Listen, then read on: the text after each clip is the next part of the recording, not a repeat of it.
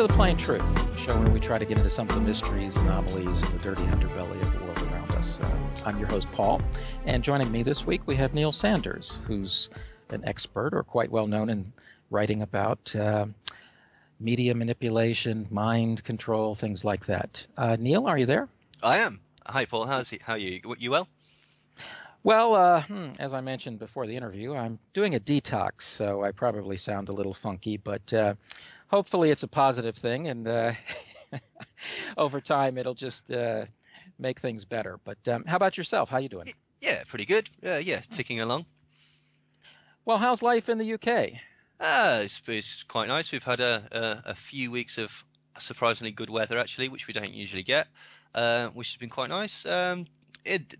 In general terms, though, obviously there's the all-pervasive climate of fear, and everyone's scared of ISIS, and everyone's riled up and fuming and furious about this latest manipulation, where basically they very, very cleverly tricked people into clamoring for another war in Iraq. It's just genius. It's a bit of double bluff, really. Like, create a scenario whereby people are infuriated, make sure everyone's infuriated over and over again, make the Prime Minister look like he's not actually doing this. People have not picked up on this. In all the papers, it's basically saying, we've got this crisis going on in Iraq and David Cameron's on holiday. Yes, of course it is. That's to get you annoyed. That's to make you go, come back here and start a war, David Cameron. Get off your arse and come back here and do your job, without thinking, is that actually what we should be doing in the first place? What we really should be doing, if ISIS is such a genuine threat to anyone, is really lamenting the fact that we financed them to go and try and kill Assad. No one seems to be making that connection. Aren't these the very same people we were financing and giving weapons to not 6 months ago? Yes, they are, because basically we've refused to help Assad fight them. So there we go. These are the people that we were training.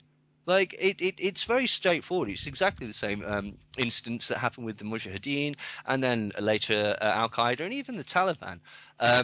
In all these groups that are demonized, and the elements, it's just a name. Whether the actual specific elements of them that were involved with it from the beginning are still involved with it, it doesn't necessarily matter. It becomes an icon that the West Neil, can use. Yes. Whoever came up with this name ISIS really deserves a medal, I think. We went from the bad idea of Al-Qaeda, Al-Nusra, all these kinds of guys that we are helping, of course, in Syria. Now the same guys are ISIS, which, of course, sounds like something straight out of ancient Egypt. Yeah, well, there is that. A lot of people have pointed out the fact that there's a certain degree of symbology that could be read into the particular name, just in the similar way that when the shock and awe, Freeman Fly did this, basically the shock and awe seemed to sort of line up with the Shekinah or the Shekinah, which was some sort of, again, mystical thing to do with Babylon, and the Moab, which was the mother of all bombs, tied in with the Moab tribe at the time. And it was all to do with, this is Nebuchadnezzar, who Saddam Hussein believed himself to be a reincarnation of. I may have got that wrong. But that's what they say. I mean, to what extent we know what's true. Well, exactly. I mean, it's certainly strange. The point being that you can pick out this symbology, whether it's a coincidence, whether it's determined, whether it's synchronicity, whether it's whether there's an actual point, a sort of a clandestine occult nature of naming these things like this. I don't personally know. I could speculate, but the point is, as you rightly pointed out, was that they're there. It's very, very strange. Why is the name ISIS? I mean, obviously people say, what is it? Islamic liberated? What? I can't even remember what it is. Is Islamic law in Syria and Iraq or something like that? I don't even know. But in a sense, that's not the point. The name for most people is what you see. People don't see the Iraqi, Syrian, Islamic something or other. You know what I mean? They see ISIS. Yeah, quite. And it's an icon. Yeah, exactly. It's an icon, and so, that's the real thing. Oh, by the way, back to this beheading. Yeah.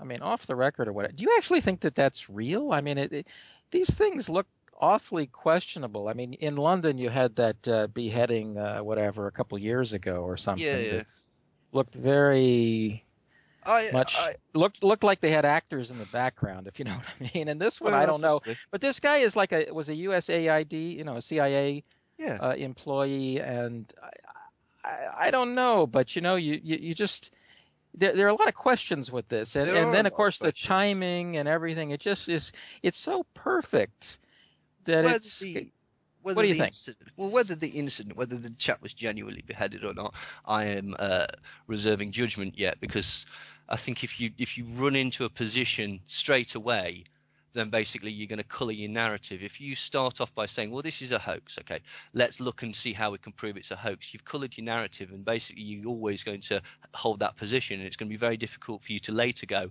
oh, actually that doesn't hold up, that doesn't hold up. So I'm reserving judgment. I could see how the possibility would be, although I don't quite understand the point of hoaxing it. Why not just do it? Would it not be simpler to just do it in this instance? What we can certainly say is that ISIS is a contrived organization that CIA backed. Uh, he's a CIA agent. The incident, what people don't seem to realize, all these Islamic extremists, they're either really stupid or that's not the point, because every action that they do seems to cause the perfect pretext for the West to go and bomb the living crap out of them. Now, they're not daft. They must appreciate that this is going to cause that reaction. So who knows? I mean, there's a lot of questions. Why does it fade to black? Why don't you actually see the actual beheading? And there could have been a number of reasons for that. He could have made a complete pig's ear of it. It could have made, and it could have took them ages, and he could have had to have his mate come in and help him. It could not have actually happened. What's interesting, I thought about this though, the fact that you fade it to black, that makes people go and look for it. I wonder if it's an elaborate double bluff just to get people looking at it and searching for the video and searching for the video and talking about the video. You know why? Because it builds brand recognition. Whether this brand identity is correct or a manufactured construct, it brings the idea of ISIL, into a tangible reality that people can talk about, and the more you talk about something, the more real it becomes. And so that people have asked me that, they've emailed me and said, why do you think they've done that? And I said, I don't really know. But if I was the CIA and I wanted to cause as much interest in this as possible, I'd make it look a bit weird, because then people are going to go and examine it again and again and again and again. And whether people are saying this is a hoax, this is definitely the CIA, this is whatever, it really doesn't matter, because to the general public, it just brings continued viewings of it, continued talking about it in the zeitgeist, and just bringing it backwards and forwards and backwards and forwards and backwards and forwards over and over again. I'll tell you something else, and people might think this is a bit controversial, but this is just amusing. This is a hypothesis. This is just a what if. Because I've been looking at these. There's a lot of people that are basing everything now is a hoax. Absolutely everything is a hoax. No one got killed here. No one got killed here. No one got killed here. They're all crisis actors. Now, I don't discount the possibility. I don't think in any of the cases anyone's proved it to me 100%, although they've shown that it's strange, and they've certainly shown that the media is lying. But a troubling thing struck me. You know, if I was the Illuminati, let's hypothesize I'm the Illuminati, and I know that people found out about 9/11. I know that people found out about 7/7. I know that people found out about Columbine.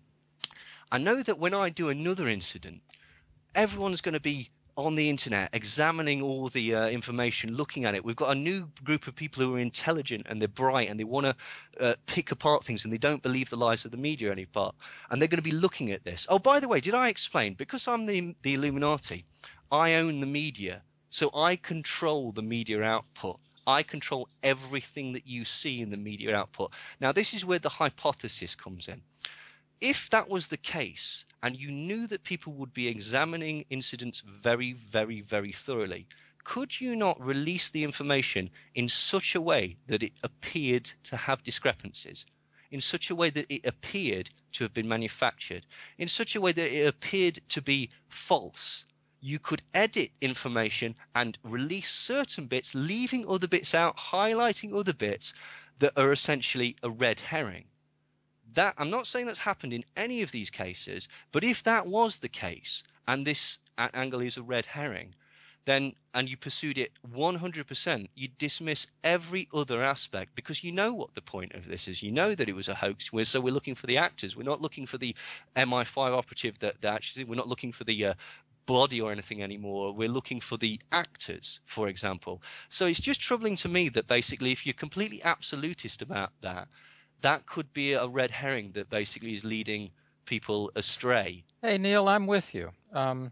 When the Sandy Hook shooting happened, I thought maybe there were a couple of real bodies, and then, or whatever, some small number, and then it was hopelessly exaggerated and built up in a theatrical way.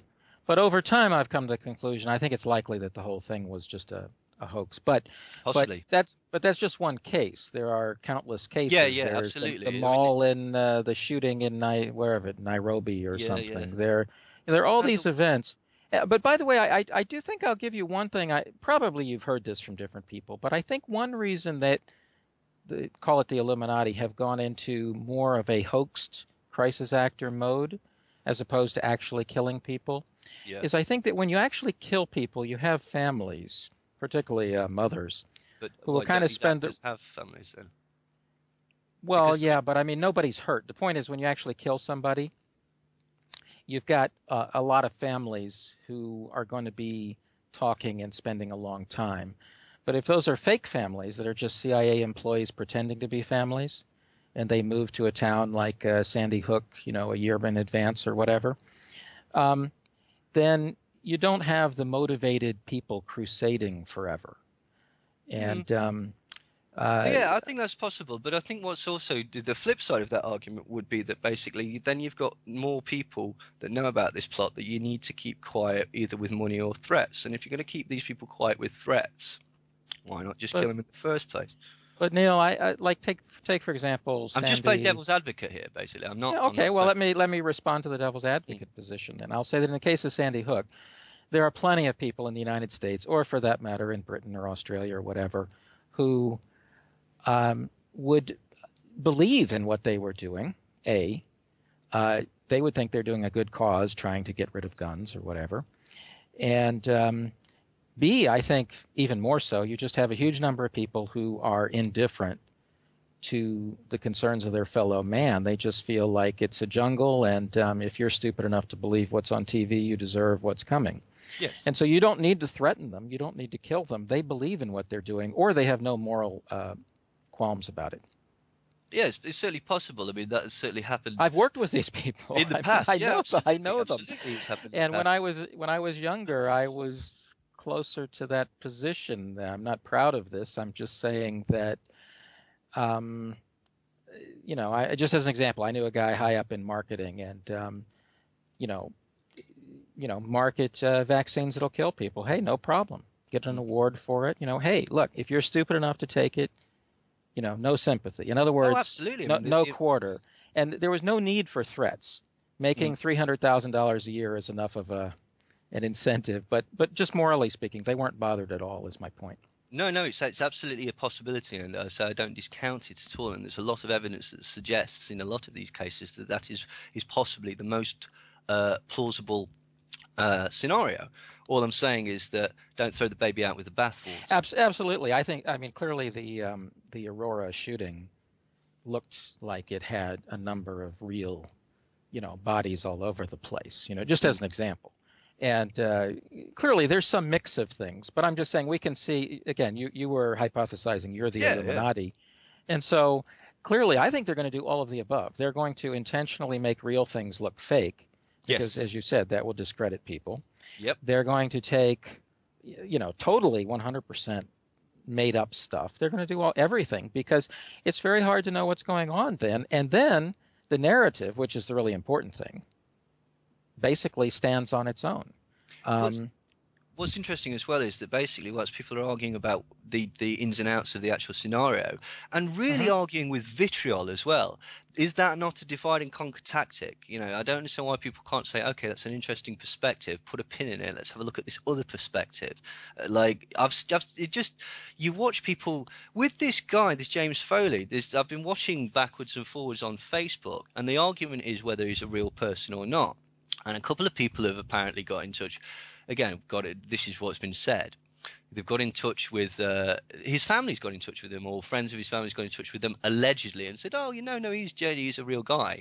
And so they've posted it. Look, I know this is real, and they've just had massive attacks from everybody, and I think that's there's nothing wrong with having contrary opinions. This is the point.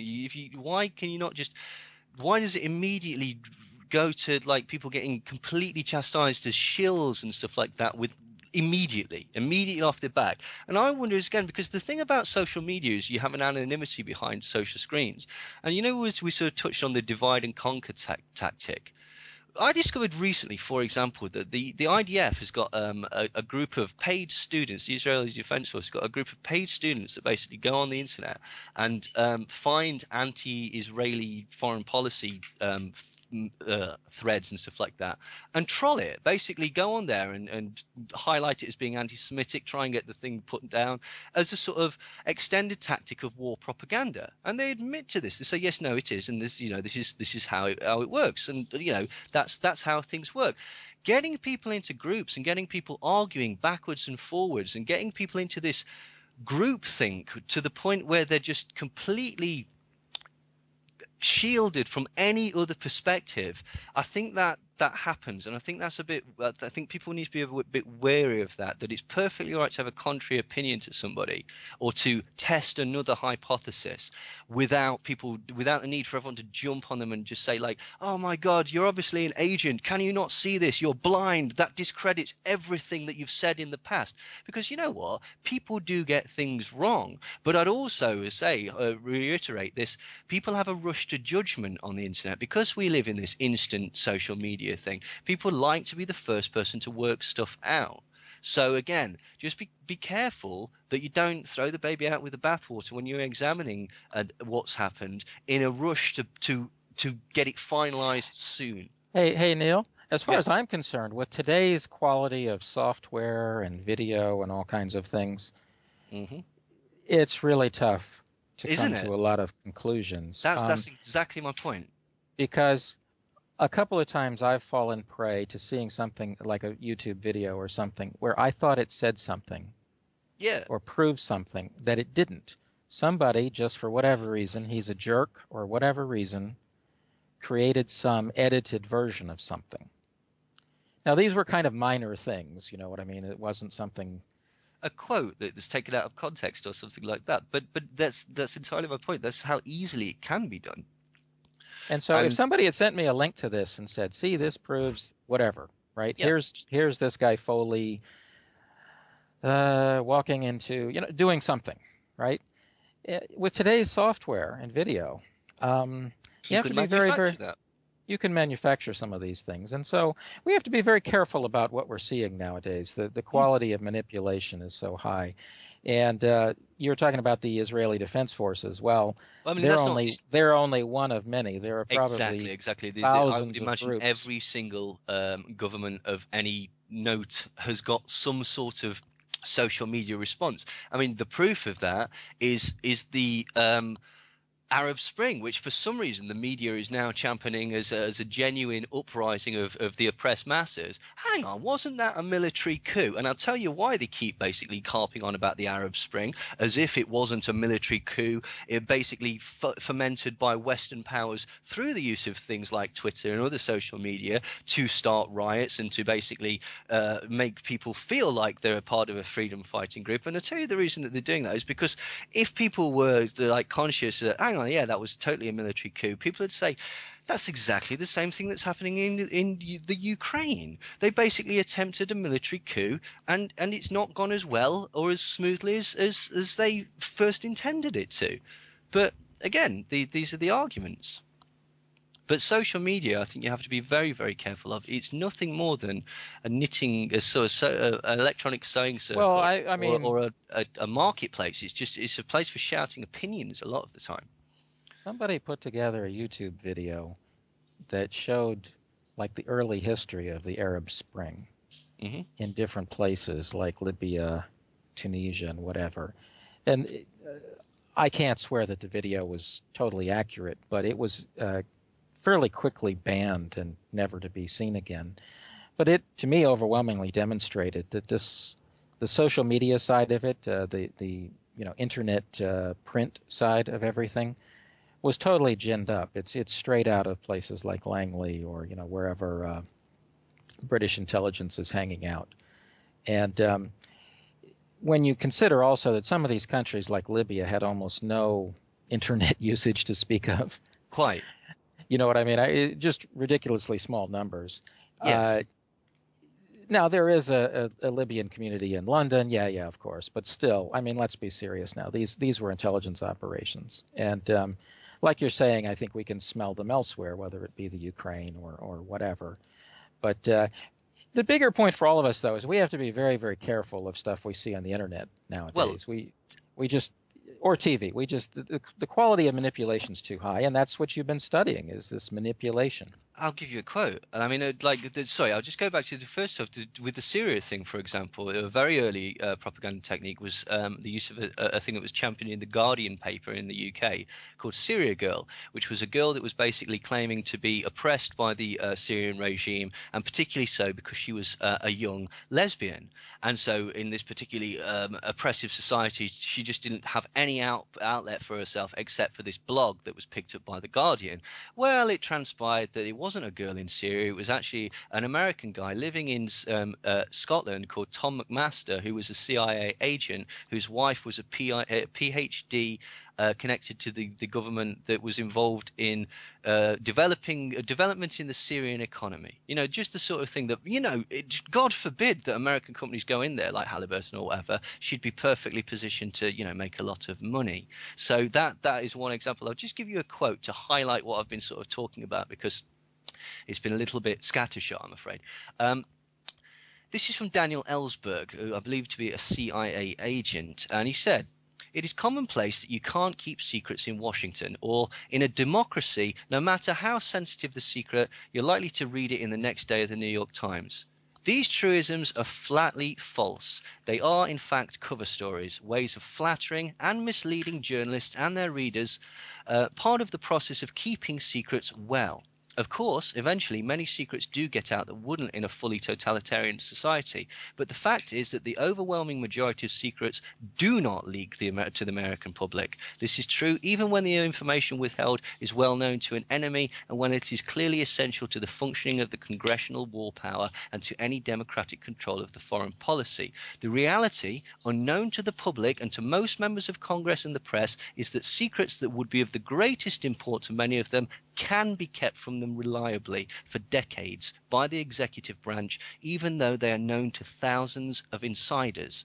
So the point that he's making is that a lot of the information, he's basically saying that the majority of information that is released is destined to be released for some reason. Now, I don't know whether that is completely bleak, because I believe this was to be pre-internet, for example, but it certainly is strange. And an example of that, of how something huge and destructive and vile can be kept and everybody knows about it, is the recent paedophile scandals in America and in England to do with famous sports institutions, members of Congress, members of Parliament, famous celebrities, beloved institutions and characters off television.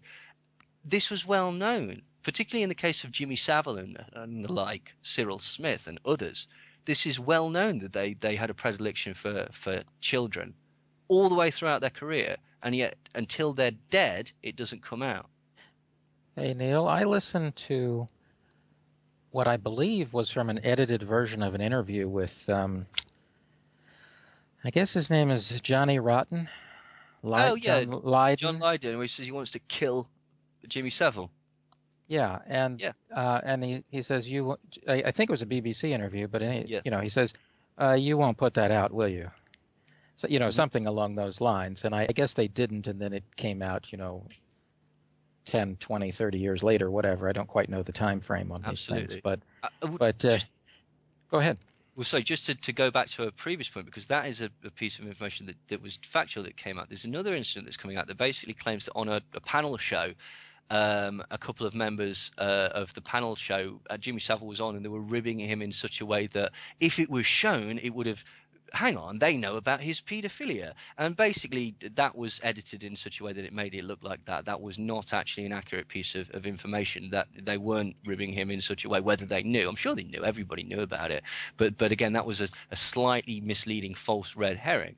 But as you say, in other instances, like John Lydon and like various other people, I mean, he was well known. He was so well known that the concept that Jimmy Savile was thought to be a paedophile, that when Louis Theroux did an interview, sort of, it was a program where he stayed with him for a week. He questioned him about it several times because it was a well-known issue. It's like, Jimmy Savile, he's a bit strange. He is. It was known. It was shown by the investigation that it was known, and it was covered up. There's been covers up of numerous people connected to the BBC for a start. I mean, Jonathan King was a DJ that was abusing boys, and that was kept quiet for a long time. He was more a pop impresario, really. Chris Denning was a Radio 1 DJ. Radio 1 is the most popular radio, or at the time was the most popular youth-orientated radio show in Britain. And various other Tam Patton, who was the manager of the group the Bay City Rollers, he was involved in this as well. And then there's various other people that have been named that aren't officially but accused or whatever, but have been named. And I don't know what your position is on this radio show. I don't want to get you into any bother. Well, all I would I think we're okay with saying things, but the bigger point is if somebody like Jimmy Savile can be kept. I mean, he was one of the most famous people in all of Britain, right? And he was pretty out, and it was so well known. If that can be more or less covered up, do you really think that I don't know, some key, weapons deal and assassination, something like that can't be covered up? The number of people involved, the punishment that you would get for talking about it would be, perhaps death. I mean, clearly they can cover things up if they need to. Of course. I mean, and bits come out, but again, this is the sort of what I is got it a that's question. meant to come out. I got a question. I've heard people kind of rumoring that there's some famous music star that there's evidence that he's a pedophile and that people talking about it and whatever. Is there anything floating around about that? I mean, this has been talked about actually in the press, and again, I think that this is quite a clever piece of manipulation, because the star that I believe you're talking about is a British pop star called Cliff Richard, and through his entire career, he was kind of like a very poor English version of Elvis, and I think he's homosexual, or it's widely believed that he's homosexual, but throughout his career he was just known as a bachelor and linked with certain girls, sort of on a publicity level, because at the time the society wasn't as pervasive. What's happened in the English press is that basically his house has been raided in connection with a alleged rape or abuse of a boy in the 80s at a Billy Graham evangelical concert, or I don't know what you call them, not concerts, gathering. And this is the story that's come out. And already what's happened is the police have been criticised because, and the BBC who reported it have been criticised for the handling of it, because apparently Cliff Richard wasn't informed about it. Now, there are some rumours flying around about Cliff Richard. There's several rumours. Some of them are darker than others. There is a guest house in England that basically was a child. It's a child brothel, and this needs to be talked about. So I'll talk about it later. But just take it as read. There's this place called Elm House in England that was connected to a group called the Spartacus Club, which is a Dutch paedophilic organisation, and it was advertised in Conservative Party magazines, particularly by an ultra right wing part of the Conservative Party called the Monday Club, and it was advertised basically as a homosexual sauna club where you'd go and like meet other like-minded people, but it wasn't that at all. It was a brothel where children were being taken out of Grafton Care Home and various other care homes, very, very underprivileged children from orphanages, essentially, and being pimped out to members of Parliament and members of the celebrities and that sort of thing. And there's been numerous people that were named. Now, the rumor that was flying named as being members of this particular club, one particular member of Parliament, there's apparently a photo flying around of him naked except for a French maid's pinafore with a 9 or 11-year-old boy sat on his lap. He was also on another video that was seized by customs, this same MP, and the customs officer, off the record to a journalist, named the MP and says, yes, he is in this child sex film that we've seized from a well-known paedophile that was coming into England. Anyway, the point is that the woman who ran this organisation was a woman named Carol Kassir. And by the way, if anyone wants to know more about this, check out Bill Maloney and Empire Mash Films, because they're the experts on this. But basically, this woman that was running it, she apparently wrote down a list or made it so that someone else could write down a list of people that were there. And one of the people that was mentioned as being a guest of the Elm Guest House was Cliff Richard. It doesn't suggest that he was involved in any type of abuse or anything like that, although that's a possibility. All that's connected him is that he was a guest of this house that was known to be a child brothel. Now, what I think is interesting is this has been flying around for ages, and apparently the guy's taken out at least 2 super injunctions. Whether they're about this particular incident or whether they're about something else, we'll never know, because that's how super injunctions work. Although I would imagine that you could find that information out in America, because I don't think it's actually it doesn't work like that in America. But what I think this is I already think this is a damage limitation exercise. Before the guy's even been questioned by police, the police are making apologies about their conduct, and the BBC are making apologies, or they're being criticised for the way that they've handled this, and his fans have rallied around him saying, we know this to be not true, we know this to be not true, and this is nonsense. You know what might be the case? It might be the case that this particular incident with the boy at the Billy Graham concert may not be true. It may be a fabricated incident as part of a PR/propaganda thing to say, look, this is a witch hunt, you're barking up the wrong tree. Just like with certain other people that were basically exonerated or despite massive amounts of evidence, if you really looked into it, in the British press recently.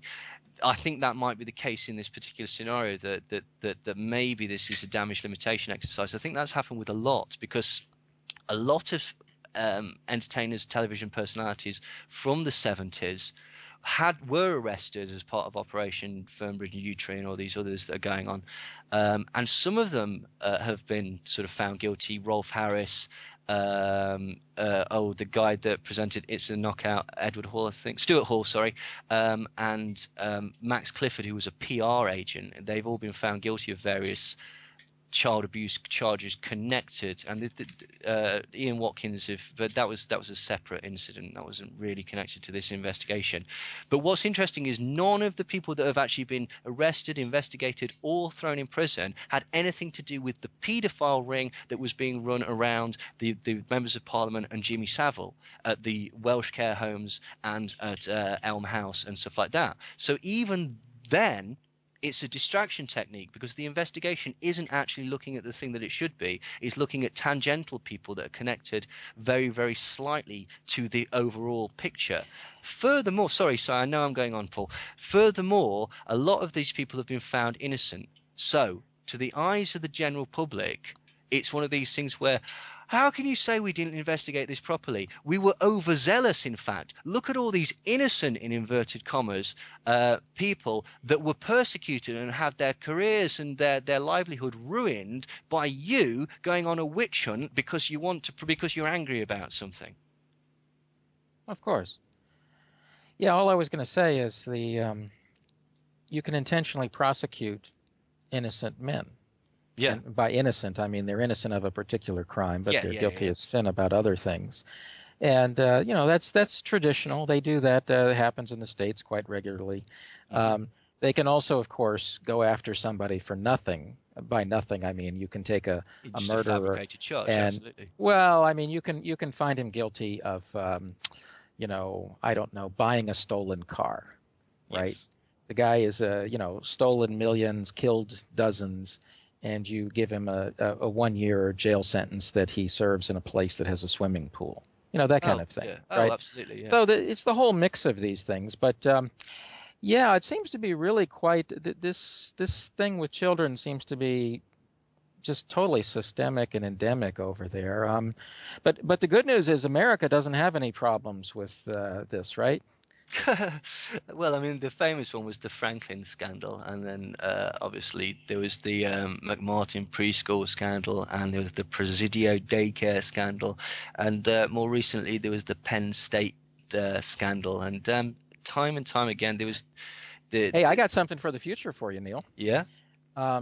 There's a guy who may be, presidential material. He's running for Senate now in Nebraska named Sass. And he's a guy, for 20 some years, 25 years, has been running around saying, I'll be the 46th president or whatever it is. Mm-hmm. And if you look at his background, you'll just say, where did this guy come from? Who is this guy? And he's been involved in things like he was protecting we call them pages, the young political volunteers dealing with Congress. When a couple of congressmen were forced out because of going after, underage people.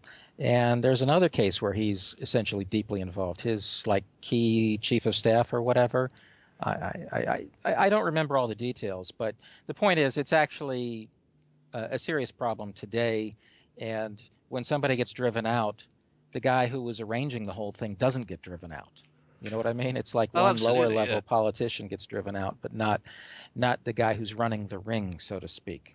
And so it's just as much of a problem in the U.S., but it doesn't seem to get the political coverage. Well, the last sort of political one that I remember, I mean, again, forgive me if I'm wrong, was Craig Spence, who was basically caught taking 15-year-old rent boys around the White House in the middle of the night. And I mean, there are people. There's witness statements from Paul Bonacci, who was basically part of the Franklin scandal, and he's been sort of exonerated in open court and awarded £1 million in damages and such like that. So essentially what it's saying is that his story was true. Initially he was brought up on perjury charges, and then later, I don't know if it was overturned, but on a second hearing, it was proved that it was part of mind control techniques from Larry King, who was a rising senator, not Larry King, the talk show host, Lawrence King, who was a black senator in Nebraska, who was connected to the Franklin Savings and Loan. And basically how this came out was he was defrauding millions and millions of pounds from this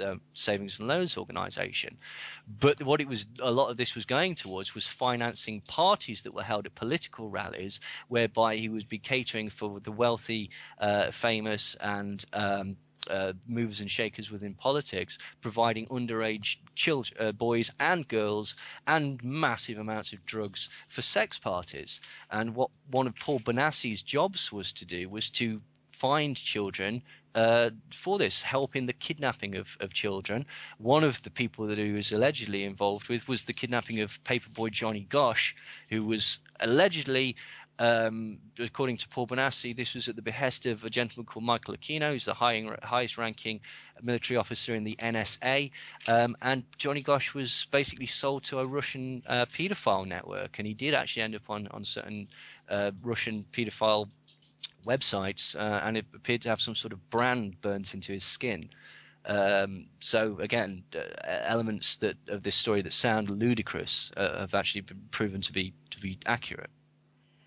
Yeah, and then Nebraska is one of those places where you get into things like mind control. And hey, moving on a little bit, I just recently read the book Unshackled, I think it was called, by Kathleen Sullivan. Did you ever Oh, hear of that? I've heard of it. I've not got it yet. It's relatively new, isn't it? On the newer side, I mean, the last 5 years or so.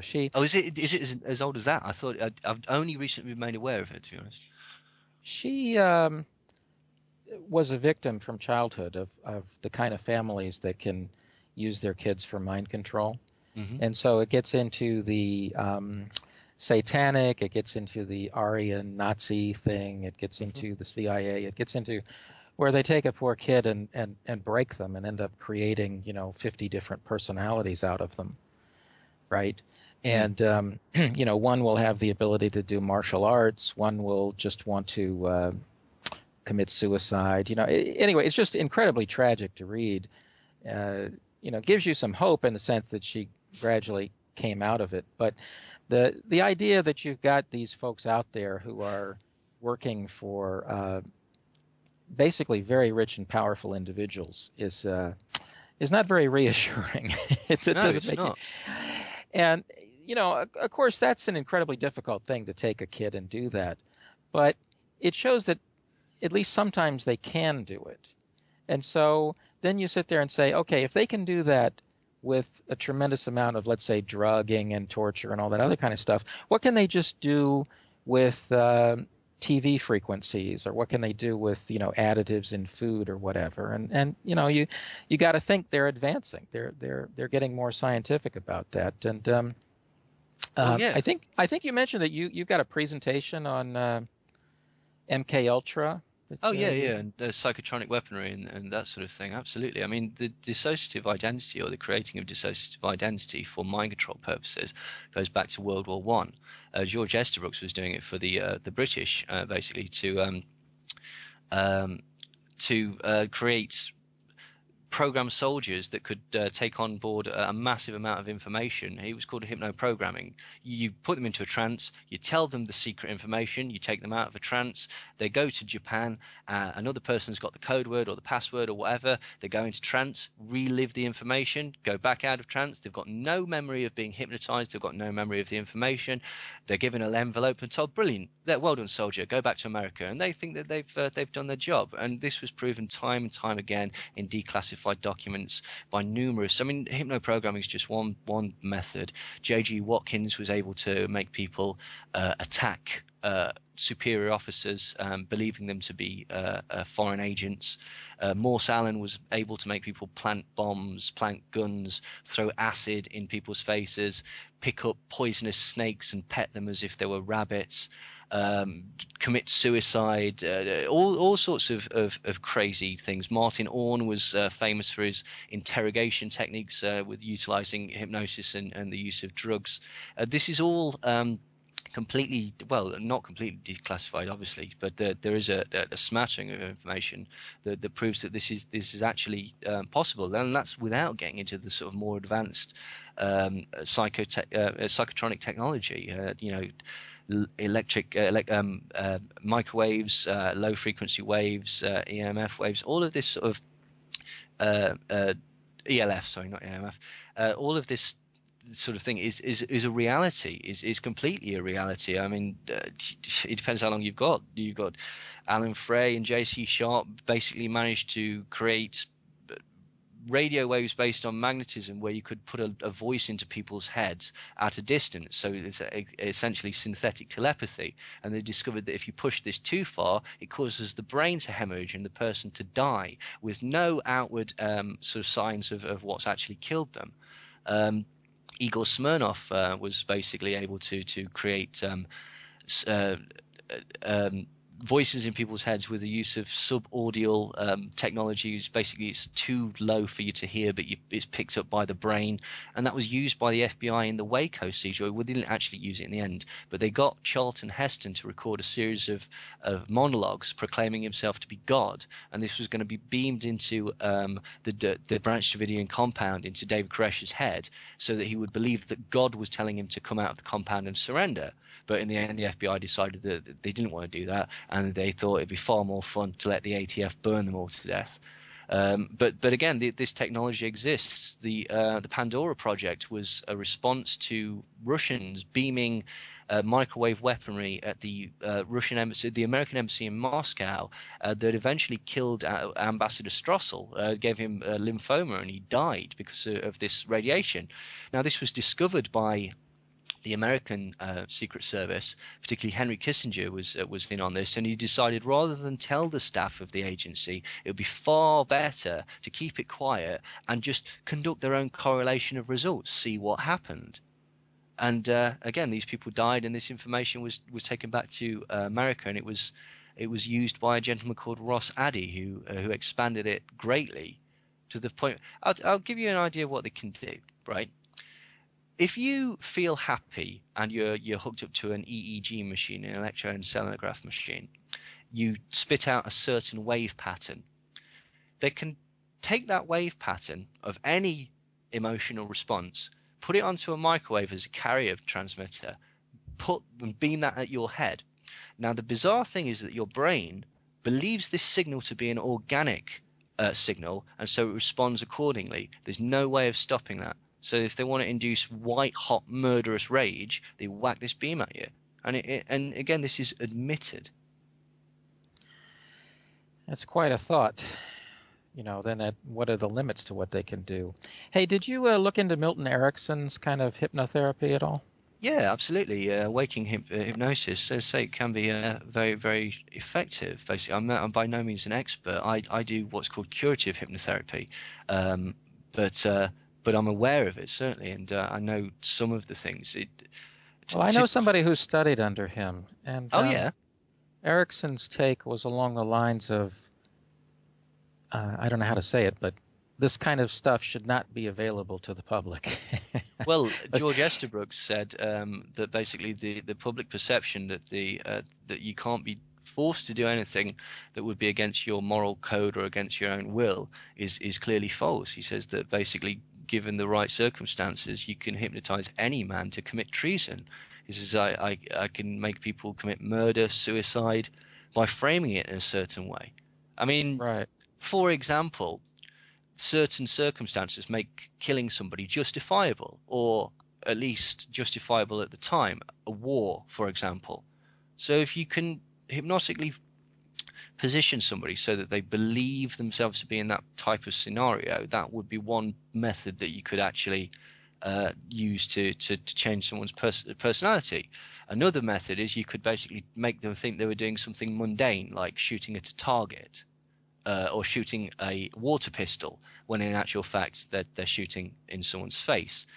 The other way that you could do it, which is the most devious, is that you could instill such a sense of trust and rapport in your subject that would you actually probably need to be utilized with trauma. So that basically the subject would believe that whatever you told them to do, whatever it appeared that you were telling them to do, you always have their best interests at heart. And so despite the fact that you might, okay, he's told me to jump over a cliff, but I'll do that because I know that in my heart of hearts he'd never do anything that would cause me harm, and so you jump over the cliff. This is the thing, that most of us can't imagine that it could work as well as it could.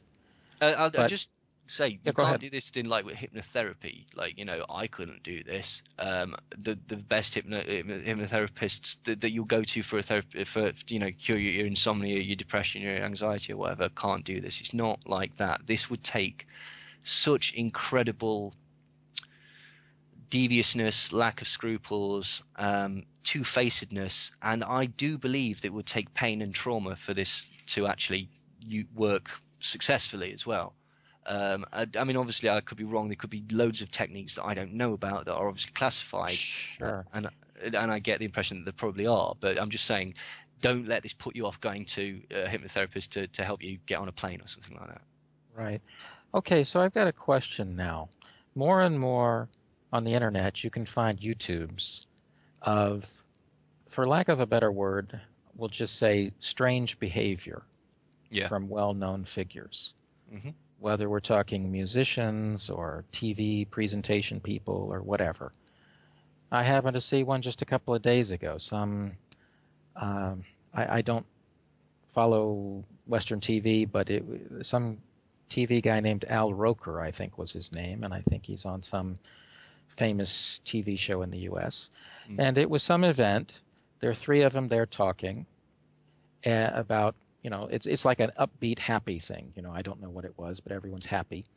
And one of them says something and then ends it with the Holy Ghost. Okay. And that triggers a response. And then this guy, Al Roker, becomes like catatonic for, I don't know, 40 seconds or something. Is he a news presenter? He's a black news presenter. He's a black news guy. Yeah, I've seen it, yeah. And I am certainly not knowing anything from anything here, but if the YouTube is actually real, if that's how it was presented on TV, it certainly seemed amazingly strange. And one could imagine that the Holy Ghost would be used as a trigger phrase because it is not something it's not a that common you would phrase, normally run into. That the odds of running into that in daily life in, let's say, New York City, in the big pressure environment of the corporate world, is really very, very small. Quite. So it's conceivable. Anyway, the point is you see more and more of these things where some musician or actress or something essentially becomes like a child. Yeah. Like mumbling things, things, or Britney Spears has done it a couple of times, or they seem to have like a different personality. All of a sudden British they go accent. You're saying, wait a minute, where did this person all of a sudden go from, wherever? So it grew up in London and now all of a sudden sounds like, she's from Scotland or something, whatever, something, Ireland or something. And just say, what happened here? It's like the trigger went off or something. Have you got any thoughts on that? Well, I mean, firstly, the triggering thing that is plausible, certainly, because basically that is one of the methods that you use to induce trance quickly, is you introduce a post-hypnotic trigger.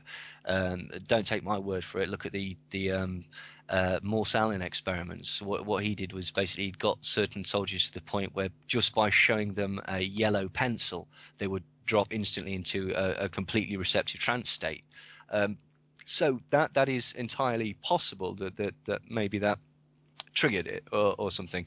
When it comes to Britney Spears, for example, and Lindsay Lohan, who have both been filmed speaking in British accents, according to sources close to the artists, if you can call them that, they both have dissociative identity disorder, or an alternate personalities, as you could say. One of them is called Margot. I believe that's Britney Spears, and she's English. And apparently, there's been times when she is Margot and she doesn't know who this woman Britney Spears is. Apparently, when she shaved her head and tried to commit suicide in whatever, I think it was Wonderland that she was sent to, which is symbolic. Wonderland. Yeah, quite. And the Wonderland club and the Wonderland drugs ring, etc., etc., etc. And or it might have been Crossroads, actually, which is also has certain connotations. Obviously, Robert Johnson, for example. Well, what's the price? Oh, we know the price. I'm sorry. What's the contract? Well, yeah. But anyway, apparently when she was in this rehab center, she spent a lot of time in this personality of Margot, and again, she didn't know who this Britney Spears character was. Had no idea, none of her memories, apparently, according to reports. Similar thing happened to Lindsay Lohan. Apparently, she has an alternate personality or dissociated identity called Diane, and according to these reports, it's very, very similar. I mean, it's very strange to see a lot of these people. Anna Nicole Smith behaving very strangely, Amanda Bynes behaving very strangely. Who was the one that was in the OC? Misha Barton went on a bit of a weirdness trip for a long time and such like that. And what's really, people always say, oh well, they're mad, they're on drugs, they're cracking under the pressure, aren't they, and stuff like that. Yeah, possibly. However, once you know that these techniques do exist and such, I mean, Christina Di Nicola and Claudia Mullin, who were both used as child sex slaves and child assassins, or were being trained to be child sex slaves, being trained to be a prostitute at the age of 9, Claudia Mullin was, by our government, and she's received an apology for this. Paul Bonacci had over 100 personalities programmed into his head. This was said in open court and supported by the judge, who said, yeah, he's been part of MK Ultra style traumatic training where they've broken his fingers and put cigarettes out on his hands and stuff like that, and sexually abused him, satanic ritually abused him in order to induce these personalities. So again, according to the declassified documents, this is possible. And it's dismissive to say of these celebrities, I mean, this is something that Dave Chappelle said. He says, when Mariah Carey's taking a bath with her clothes on, when all these people are doing these weird things, everyone just says they're insane, they're on drugs. And it's completely dismissive to say that these people are, do you know how hard it is to do that job? Do you know what I mean? Like, they're focused professional people. Like they do this for a living. And then you get in Martin Lawrence. This is Dave Chappelle running down the street with a gun in his hand, having a stroke in his 30s or his early 40s, claiming that people are trying to kill me. You're getting Randy Quaid claiming that there's a group of people running around trying to kill celebrities. It's dismissive to say to all of these people, well, they're clearly off the rocker, they're clearly on Neil, drugs. When I heard that story, I guess, was it Randy Quaid who ran to Canada? Was trying to. My initial response was more like that would be a cleanup group. Yes, possibly. Right? They would be killing these guys because once the programming broke down or too many problems, you got to have a way of taking care of it. And if the command to commit suicide doesn't work, then you got to clean up. Yeah, you get a wet works group going in and sorting it out. I mean, it's certainly possible when you start to look at the discrepancies in the reported facts and the actual facts. And Neil, if you think about a couple of things, undoubtedly you're familiar with Dave McGowan's work he's on brilliant, the Laurel Canyon, right? And you see all these connections that get into military intelligence and kind of the darker side of these things, right? Not the positive side of like how to become an engineer dealing with electronics. You know what I mean? More like the dark side of this. And then, did you ever read the book? What's it called? By Alex Constantine, I think it was the one about the Covert War Against Rock and Roll. Covert War Against Rock and Roll, and you look at which is not just rock; it also had some actors. Brilliant. Again, another Dave McGowan and Alex Constantine are fabulous. And you look at those, and you just have to sit there and say, some of these cases, they may just be mafia hits to steal somebody's money. Okay, maybe. But some of it looks awfully dark. I mean, it looks like they're hanging out with people that, have too many connections to intelligence. Oh, absolutely, yeah. And then, I don't know. I mean, people can just look into those books and see what they think. But once you start talking about the dark side of, let's say, military intelligence, and you start talking about the darker side of the drug business and whatever, you're not that far away from guys like Aquino who know how children get tortured. Yeah, absolutely. And I mean, it's despicable the depths that it goes to. I mean, the flip side of the bans and the military industrial complex that Dave McGowan talks about as well is the so-called acid Johnny Appleseeds, people like Alfred Hubbard and Owsley Stanley and Owsley, all these people that Owsley Stanley, for example, grew up on a military academy, voluntarily spent a year in St. Elizabeth's Hospital, which is known to be an MK Ultra mind control association, had the very, very curious habit of carrying around all his acid, like up to 300,000 hits on him at any given time, and when he was arrested he somehow got away with it by claiming that it was all for personal use. And you just see Alfred Hubbard was OSS, and what's the other guy? Cord Meyer, who was the person that basically helped get all the LSD for Timothy Leary, was CIA. Timothy Leary knew that he was sponsored by the CIA. He conducted his research on the Hitchcock Mellon, which is a massive bank estate, which is a massive banking scion family that were helping him get connections with other people and trying to sort of bring massive quantities of LSD components and hashish into the country and stuff like that. And then the other side of that is MK Often, which was the spin-off from MK Ultra that was looking into the formation of cults and cult-like groups that and was tied into what became known as the human potential movement, which was basically a hijacking of all the sort of spirituality aspects that were being sort of put around in the 60s. And a lot of this was basically because if there's going to be a counterculture, let's own both horses, or let's at least infiltrate so we know what's going on. And some of it was deliberately to basically move people away from politicization into drugs and mysticism. I mean, Owsley Stanley was connected to the Grateful Dead. He was their tour manager. He helped design the logo, according to him. He was with them when they got arrested a lot of the time. But the Grateful Dead, there was a memo that went out to local law enforcement from the FBI saying don't touch the Grateful Dead. The Grateful Dead are CIA assets that are basically utilized to move people away from politicization into the realm of drugs and mysticism. Well, one or two of the Dead, have played at Bohemian Grove. And aren't they Al Gore's favorite band? Yeah, so one wonders, right? Well, quite. Anyway, I think you would have to have doubts if your manager is carrying around hundreds of thousands of hits, I think Dave McGowan points out how, back in the 60s, you had all of these guys who could easily have been taken out for different reasons, the draft being one of them. Yes. In the U.S., right? It would not have been hard. The police are very good at busting people when they want to, right?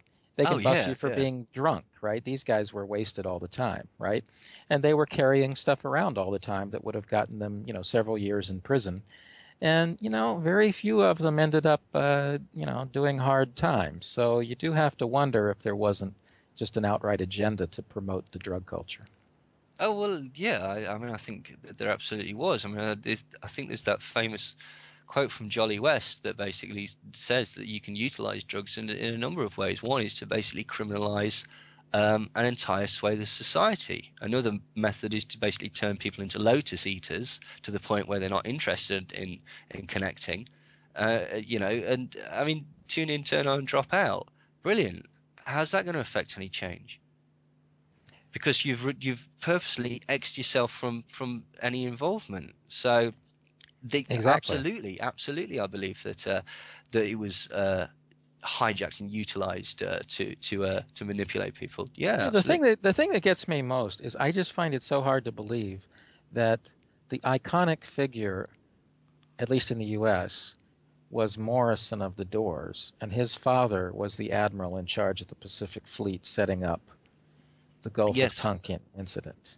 Yes, this is also true, and he used to claim in interviews that his parents were both dead, and actually they both outlived him. And also, bizarrely, he claimed to get all his talent from the spirit of a deceased Native American shaman that inhabited his body and allowed him to write poetry and allowed him to sing. And according to certain reports, that's why he stopped recording music, because the shaman left his body.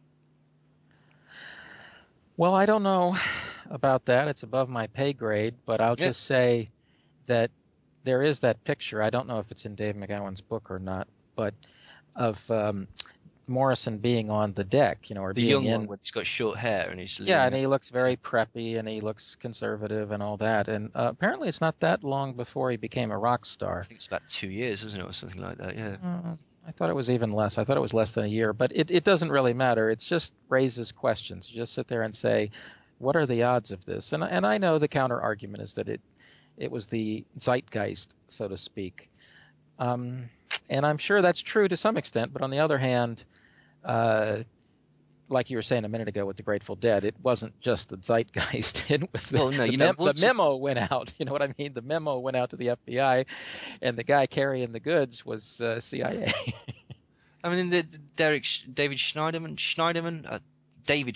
He was the basically the CIA agent, basically who was helping the FBI as part of their Clientele Pro program. He was the person that provided all the Owsley Stanley made orange sunshine acid that was found by the police when the Rolling Stones were raided in 1968, I believe, when Marianne Faithfull famously was wearing nothing but well, this is not true, but she was wearing just a rug, and if urban legends are true, a Mars bar was strategically placed on her person, but that's apparently not true. But anyway, Schneiderman, he had a suitcase with something like 6 different passports, all with different identities on, and a suitcase full of a sort of cavalcade of different mind-bending drugs, and was able to mysteriously walk past the police and out of this raid and hightail it away. It's because basically he was sent there by J. Edgar Hoover to basically, it would appear, to get the Rolling Stones on side, so to speak, or to halt any rebellious intentions that they might have had for their public persona. Well, that's how you control them, is you get something to hold over them. And I believe the guy, I can't remember his name, I think it's Jeffrey McDonald. I apologize if I'm wrong, but Jeffrey McDonald was the guy, an MI6 agent. He was the person that supplied the Beatles with their first hits of LSD. And he was, say, an MI6 agent. I may have got that name wrong. I apologize. But the point is that the first LSD that the Beatles received was from an MI6 agent. Jimi Hendrix's manager was reputed to be a CIA agent, and also reputed to have murdered him because, according to Alex Constantine, which I tend to agree with, because he was showing increasing support for the Black Panthers, which seems to support the notion that Dave McGowan makes, that the point of this is to sort of subtly move people away from overt politicization. I'd say the other ones basically is the Weather Underground. The Weather Underground, which was seen as a leftist connected to a student movement originally, although the people that a student anti-war movement, although the people that founded this student anti-war movement will tell you we didn't want anything to do with the Weathermen. They just came in from nowhere, started all this violence and rhetoric, and basically ruined the movement.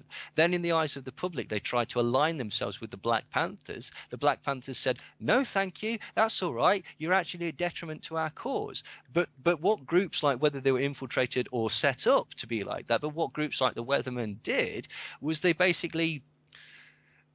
demonized legitimate groups like the Revolutionary Action Movement, like the Black Panthers, like the anti-war movement, like all these other things. And I believe to an extent that the Baader-Meinhof group acted in exactly the same way in Europe, by basically just not actually doing any good and demonizing other groups and making people just hate these young hippie people that was making all these outrageous claims and stuff like that. I mean, the other thing that the Weather Underground did was they're the people that politicized the Manson trial.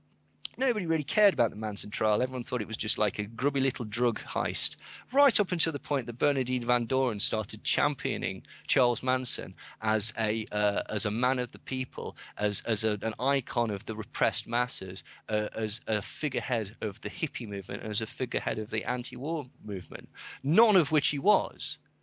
But it's interesting that this particular group, they were the ones that named him Man of the Year, named 1969 the year of the fork, after the fork that was left in Lino LaBianca's stomach.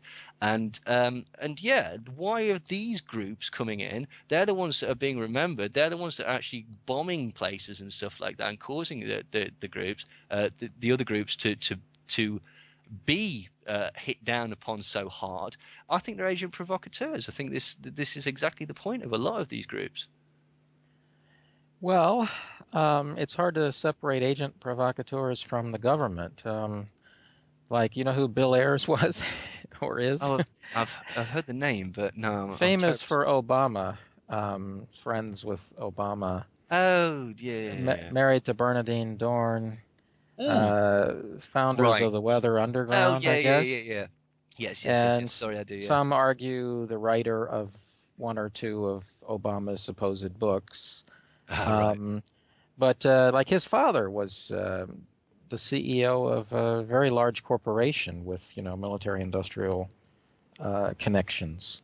Well, quite. Uh, I mean, yeah. so, is he rebelling or Well, or he's certainly is not anymore, or is is he he? just part of it?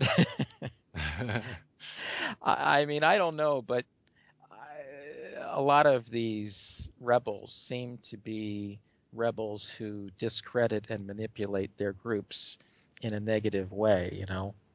Yeah. So I'm very, very suspicious of them. And Michael Uh, Moore is, just to bring it back down to earth, so to speak, Michael mhm. Moore was a perfect example because what Fahrenheit 9/11 did was basically portray 9/11 as a bumbling of the idiotic um, George Bush because he was on the Bush golf course. administration, Yeah, yeah, that's sure. not what it was at all. At all, okay, and what that did was cleverly divert attention from other things, basically. So, yeah, absolutely, I believe that's the case. Well, I think worldwide we've got that. These groups are largely fake. Um, if they're promoted, if their fathers are, CEOs of very large corporations, I mean, you just have to be very, very suspicious of these things. And even in the case of Obama, he was an organizer, right? Yeah, but Hmm. what were they organizing? They were organizing the destruction of Chicago teachers unions. They Well, weren't quite. making, you know what I mean? They didn't. In other words, you can have guys who are trying to make things better, and then you can have guys who are kind of blowing things up. And there was a big fight there, and I'm not from that area, and I don't know the teachers union situation, but I'm just saying people routinely make this argument. Yeah. And so you got to think that there are all these provocateurs all over the place. Well, I mean, it's And kind of like what we were saying earlier about the ISIS thing. It's just attaching a name to a movement that the general public can absorb a perceived and marketed image of, basically. And I'll give you another example. The mafia, right? Okay, in the 60s, and I'm sure to the extent, the mafia and the CIA were essentially interchangeable, right? I think that the creation of organized crime groups, well, there's two things. I think the mafia certainly was allowed to proliferate because they were allowed to shift the drugs around, the cocaine and stuff like that, which used to come in from Cuba, but then basically started going through Miami and other places like that. They were instrumental in causing the drug explosion of the 60s. I mean, particularly in places like Hollywood. Major film studios were being used to launder mafia drug money, and the CIA was at the same time using the mafia to various elements of the mafia to try and assassinate Fidel Castro and various other things. You've got the sort of shady connections at the JFK assassination, whatever. But it just well, it's hard provides to separate these guys. I mean, exactly, but it provides the pretext, doesn't it? This is the point. mhm. In the mind of the general public, what I found particularly strange about the mafia is the two sort of big exposés of the mafia. The one was the Valachi papers, and the second one I think was the Commission report. Although again, forgive me if I'm wrong. The first one was overseen by RFK, whose brother was put into power by Sam Giancana, so I'm pretty sure he wasn't going to talk about every single aspect of the mafia, and it certainly seemed to be more a damage limitation exercise. And also put into the minds of the public, crime is by the mafia. Ooh. So we probably want to step up our protection, get more police on the streets, etc., etc., etc., to fight the mafia. It's not to fight you, the citizens. No, no, no, no. It's to fight the mafia. The second one was overseen by Rudolph Giuliani, whose family has got explicit mafia connections. So Well, I to just me, find it to very, me, very, he is the mafia. But of course. But I find it very, very, very, very convenient that all the exposés of these groups are done by people who could perhaps seen to be having a certain bias. oh, The other, absolutely. the But other I was, will add something you probably haven't heard, and this is just something I know from, well, from one thing is from family connections, but um, it's not widely talked about. But Bobby Kennedy hated the mafia. He hated his father's way of life, and when mhm. his father had a stroke, that's when JFK went rogue, and that's how things played out. You see, Kennedy's father was supposed to keep everything under control, but he had a stroke and he was dysfunctional. And Bobby Kennedy actually was a moralist. He wanted to be a priest, and seriously, what can you say? He was the I know, bad. I He was a agree. bad apple. He was no, seriously, he was a bad apple. who didn't want to play the way you're supposed to play in the big leagues.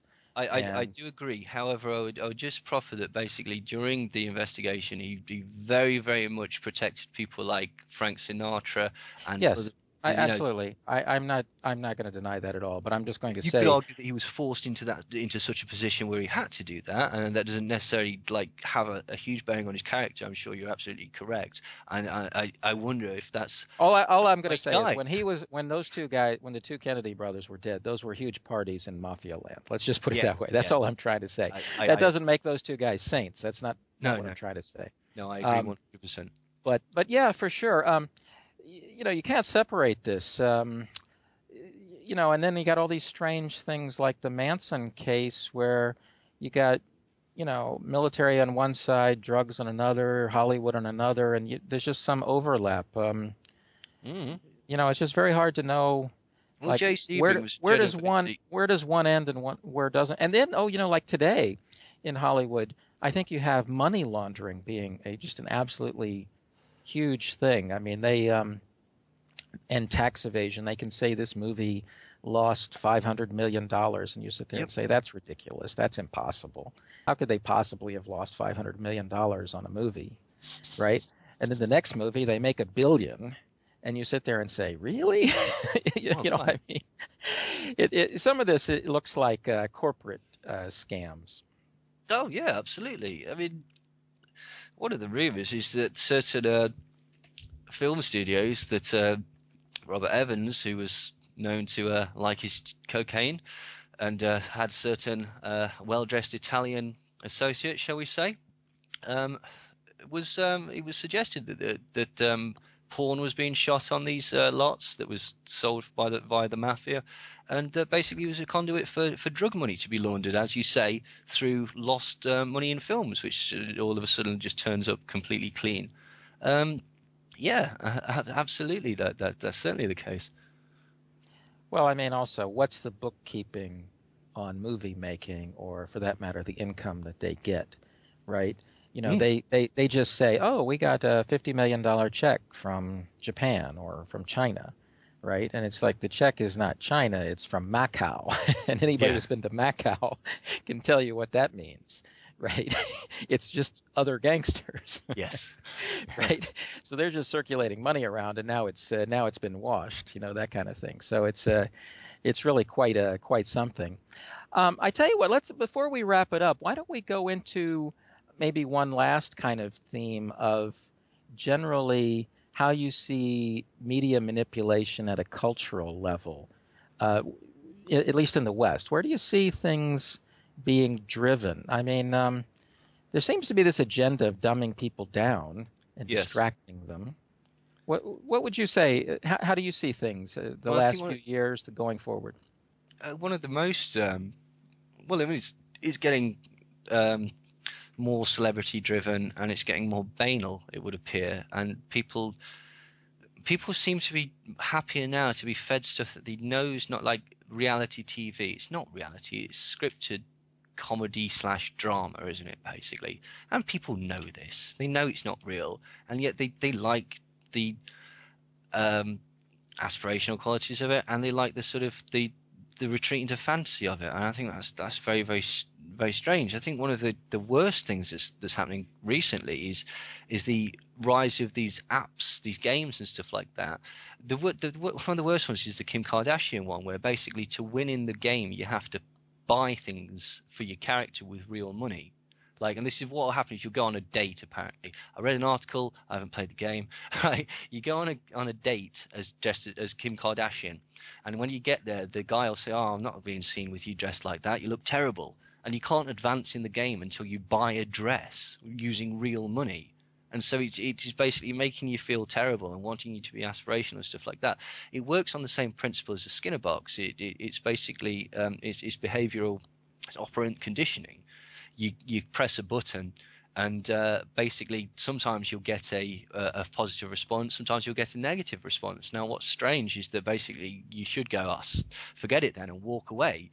It doesn't work like that. What you do then is you panic, and so you start either pressing lots and lots of buttons all the time, or applying a certain degree of superstition to it. Okay, fine, if I do it 3 times it'll get it. If I do it 4 times, it'll get it. If I flip a coin and heads, I'll buy this dress. If not, I'll not buy the dress or whatever. The point being that you learn to sort of accept a certain degree of monotony and put up with a lot of rubbish for very, very, very minor rewards. And a lot more and more apps and games are based on this, Farmville and all those other things. If you leave the game, your crops die. And the problem with this is that basically the games are designed, and this is the designers are saying this, they're not designed to be fun. They're not designed for you to enjoy yourself. They're designed to keep you in the game for as long as physically possible, because either you have to spend money to stay in the game, or you're taking in the advertising and the brand logos and everything else that's on, and so providing revenue for those companies and such like that. But the fundamental point is that it's not there for fun anymore. It's there just for the sake of being. You know, this kind of brings up a topic. Recently, maybe a week ago or so, Dmitry Orlov was on my show, and he's kind of well known for discussing how societies collapse. He's originally from the Soviet Union, Russia, and he's written books on how he sees the U.S. declining just like the Soviet Union did. And so anyway, I asked him, what he saw happening in the U.S. and how things were playing out. And he kind of felt that Americans were becoming virtual. Yeah, absolutely. Right? And what you're saying when you're talking about that, like you have a garden on a cell phone, and it's Yes. like we might reach the point where more people have cell phone gardens than actual gardens. Why do people go to concerts and spend the entire time recording it and watching it on their phone? You're missing it. It's there. Like, I don't understand that. Yeah, this does raise some questions. It also makes Why you does wonder everyone how take selfies every 5 minutes? survivable things are, right? I mean, is that a robust society? This is another kind of deeper question, but I can see what you're saying. More and more people seem to be kind of lost in Social media games and things. Yeah, and social media. It breeds narcissism. It breeds depression at the same time, because basically everybody lies on Facebook. Everybody. Well, Neil, you have at least outlook. 200 more friends than I do. Well, No, just exactly. kidding. Well, that must be. Well, that must mean that I'm. Or is better. it 2,000? Well, let me come on to that. I'll tell you how that's bad. Actually, no, it's nowhere near like that. I'm afraid. I'll tell you why that's bad. Basically, because you're catering your output. Right, you go on Facebook. You get synaptic and chemical responses in your brain with certain things from social interaction in the same way that you do with gambling. So you put a joke on there, say, and people go, "That's incredibly poor taste. Oh, I'm unfriending you. Block, block, block, block." You get a negative response. You go, "Oh no, I've gambled with that social information. Never mind. I'll try again." You do something else. Everyone laughs and goes, "Oh, that's brilliant. Oh, rolling on the floor laughing. Oh, that's amazing." It makes you feel good. So you do it again and again and again. Slowly, you start to notice this sort of message gets more likes, more responses, more whatever than other things. This doesn't. You know what I'm going to start doing? I'm going to start doing more of those sorts of jokes, because I don't want to lose all these friends. I don't want to cause arguments. I don't want to do this. And you start to notice that the more you do that, the more friends you get, the more likes you get, the more etc., etc., etc., to the point where you've got 1,000 friends, 2,000 friends, whatever. Excuse my fiendishly low expectations. And then basically you realize, you know what, in real life, I haven't got 2,000 friends, I haven't got 1,000 friends, I haven't got 100 friends, I haven't got 50 friends, I haven't got 10 close friends, I've got 4 or 5 close friends, which is actually really bloody good. And then you go, damn, you know what this means? This means that my Facebook is more popular than me. The virtual, streamlined, highlighted person is far more popular and socially acceptable than me. So maybe I should start actually catering my personality like that in the real world. And then you don't take in the fact that basically, as you say, people lie on Facebook. Everybody looks at it and assumes that everyone else is having a far better, more exciting, sexier, better life than them. And it's just not the case. People cater their output because people are conscious of how they're perceived and how they want to be perceived. And so this is the thing. And I'll tell you another thing. What it does is it actually stops you from it stops social interaction. So the more social media involved you are, the less social a person you are, because you don't have any interaction. And it causes all sorts of problems. One of the things it causes is isolation and overstimulation, because you're isolated, you're on your own, and you're overstimulated because there's all these different things that are going on and all these different pictures and blah, blah, blah, blah, blah, blah, blah, blah, blah, blah, blah, blah. Bizarrely, in the MK Ultra QBARC documents, which is a guide telling people how to effectively torture people in order to make them more malleable for interrogation scenarios, it says isolation and overstimulation. It drives people mad. It drives people mad to the point where basically they become a vegetable, and then they will do whatever you say, or be more susceptible to advertising, say, or be more susceptible to a political mantra or some sort of rhetoric that comes through the newspapers, for example. And that is very, very, very worrying. The other thing that's strange is that basically people feel that they can be an arsehole on social media, because it's not real. It's not real. You're not really talking to that person. You behave in a way. I try and put nothing on Facebook, right? Okay, I try that I wouldn't shout out of my front window, because that then basically, because people feel that because it's social media, somehow you have a license to act in a particular different way. And often this basically comes into a bit of a head when you meet that person in real life, and then Twitter beef erupts, and you get your teeth knocked out because you wouldn't have said that to that person's face. What's interesting is that basically there's, like we were talking about earlier, the herd mentality, the mob mentality.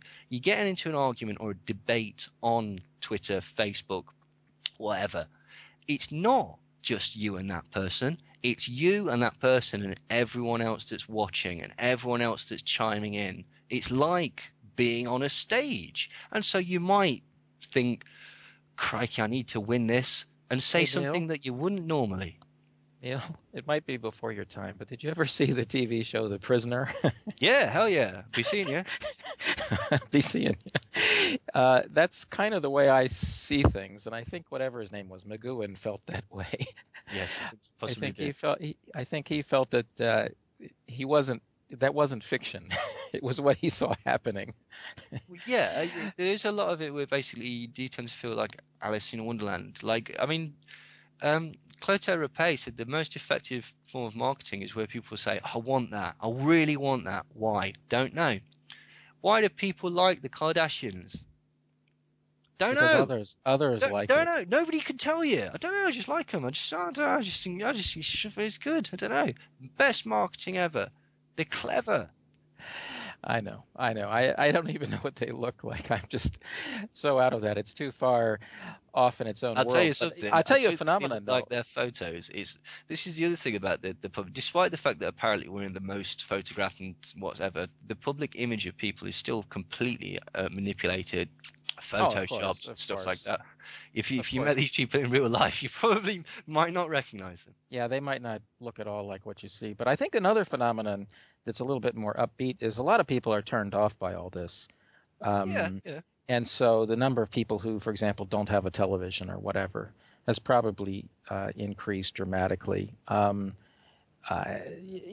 the more they push some of these things, the more you get kind of a withdrawal from it, right? Yeah. So I do think there are some positive trends. It just is amazing to see. I mean, you don't even know what to say. I mean, how can people care about some family that? What difference does it make? Who are they, and why would I care? Flattered into thinking that you've got all this choice and you've got all these things, and like that's another way that they control information is by basically saying there's no way you could be fooled because you have access to all of this information. You're too clever to be fooled. You're far too bright. Come here, give me a hug, and then they've got their hand in your back pocket and your wallet's gone. Exactly. You remember the quote from George Carlin about the illusion of choice? The illusion of choice, yeah. 2 political parties and however many flavors of ice cream. Right, exactly. You can get 22 different kinds of bagel, 12 different kinds of ice cream, right? But when it comes to important things like political choices, or for that, even like how judges are selected or something like that, right? Yeah. You have zero influence on the entire legal system, less than zero. So that's the truth of the matter. I mean, that's the thing that supports this.